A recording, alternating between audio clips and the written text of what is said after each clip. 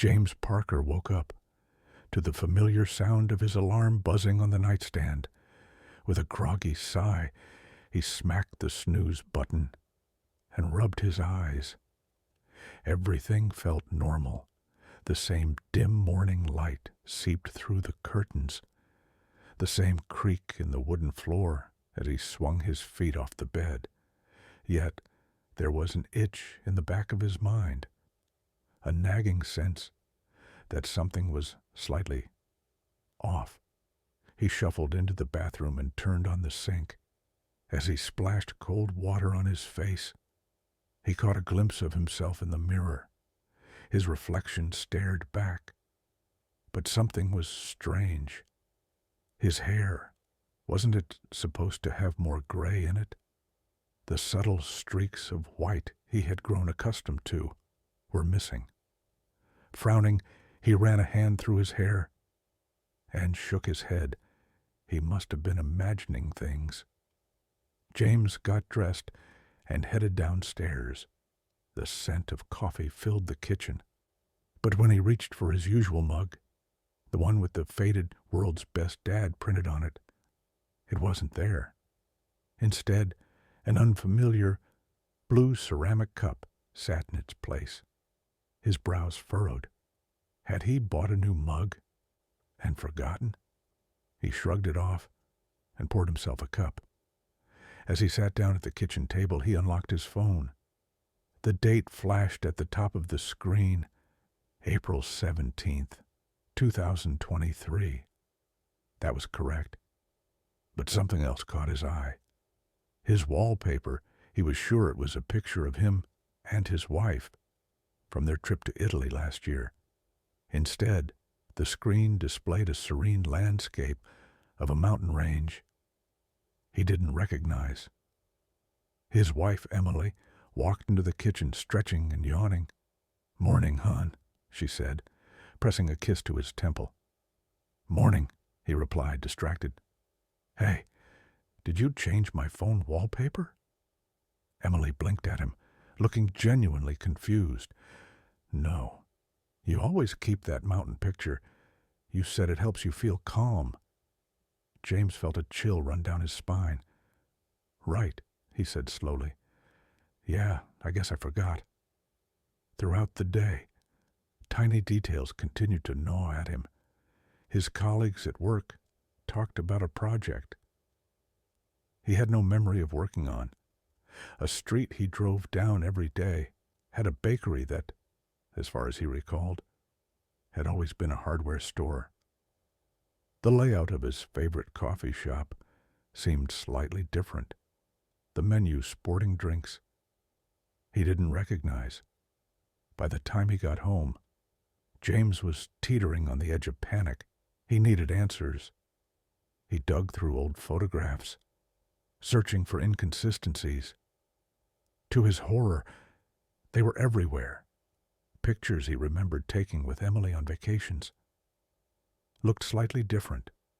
Clothes he had worn, expressions he had made.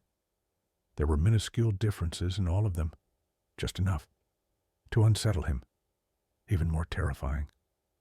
Some pictures showed events he had no recollection of at all. His heart pounded in his chest. Was he losing his mind? That night, sleep eluded him. His mind spun in circles, desperately trying to make sense of the impossible.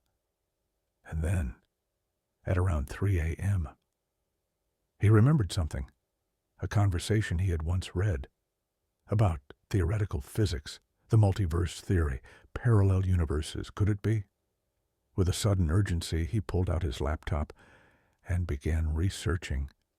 The more he read, the more plausible it seemed. If parallel realities existed, was it possible that he had somehow slipped into a different version of his own life?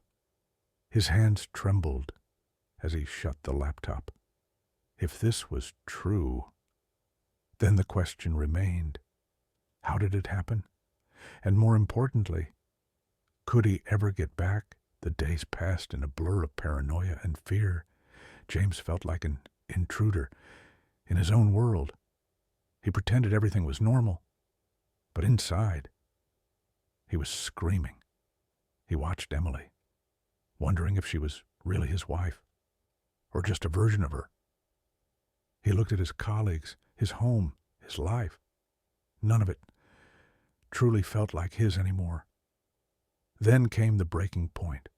One evening, James was flipping through a photo album when his eyes landed on a picture that made his blood run cold. It was a family reunion from 5 years ago.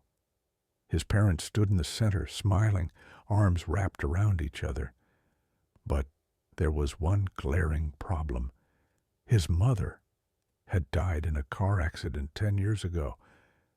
James's stomach twisted. He had vivid memories of the funeral, of the grief, of the pain. Yet, here she was, alive and well, grinning up at him from the page. His hand shook as he stared at the photo, his mind rejecting what his eyes were seeing. He had to know the truth. He called his father. The phone rang twice before a familiar voice answered. "Hey, son, what's up?" James hesitated. His throat felt dry. "Dad, is Mom there?" "Of course she is. Do you want to talk to her?" His vision blurred. His chest felt tight. "Yeah," he whispered. A moment later, a voice he hadn't heard in a decade came through the speaker. "James? Sweetheart?" Tears streamed down his face. "Mom." He barely managed to hold it together as they spoke. To her, everything was normal. She was living a life where she had never died in that crash. James's head swam with the realization this was a different world, a different reality.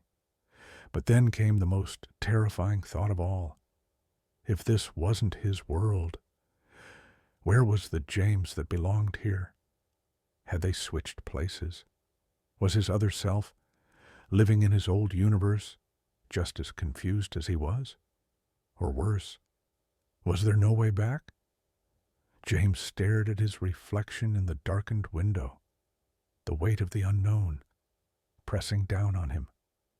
Was this a miracle or a curse? He didn't know, and maybe he never would.